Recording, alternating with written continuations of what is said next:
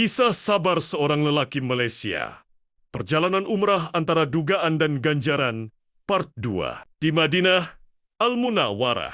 Beberapa hari kemudian, dia bertolak ke Madinah. Di dalam kereta api, dia duduk bersebelahan seorang lelaki yang bising dan menjengkelkan, sehingga Sabar tidak mendapat ketenangan. Dia tiba di Madinah untuk mendapati tempahan hotelnya telah dibatalkan sepenuhnya. Dia berjalan selama 2 jam di bawah hujan yang sejuk, sehingga menemui sebuah bilik yang sederhana dan jauh dari masjid. Pada keesokan paginya, semasa dalam perjalanan ke Masjid Nabawi, kasutnya putus. Dia berjalan tanpa kasut beberapa ketika, sehingga menjumpai seorang penjual dan membeli kasut murah. Detik ganjaran di Raudah antara mimbar dan makam Rasulullah. Sabar mengangkat tangannya sambil menangis.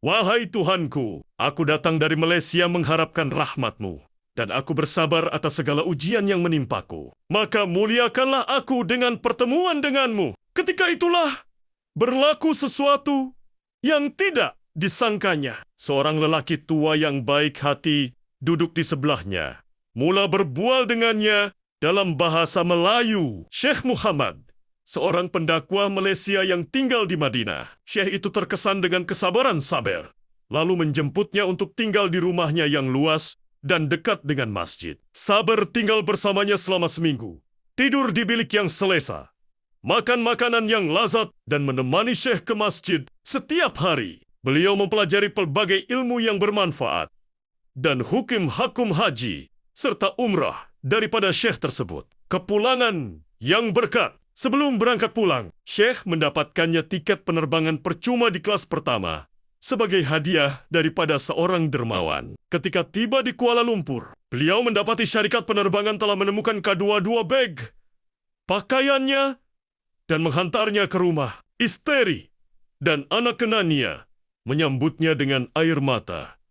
Lalu dia menceritakan kisahnya kepada mereka. Katanya, sekiranya aku tidak bersabar menghadapi semua musibah itu, nescaya aku tidak akan memperoleh keberkatan ini. Beku lambat sampai, lalu Allah menggantikannya dengan persahabatan seorang alim. Bilikku hilang, lalu Allah menggantikannya dengan rumah yang mulia. Kakiku sakit, lalu Allah menggantikannya dengan seseorang yang memanduku ke masjid setiap hari. Hari ini, Sabar sentiasa berdoa, Ya Allah, jadikanlah kami termasuk dalam golongan orang-orang yang sabar dan bersyukur. Kerana sesungguhnya, sabar adalah kunci kepada jalan keluar dan pintu kepada ganjaran ilahi.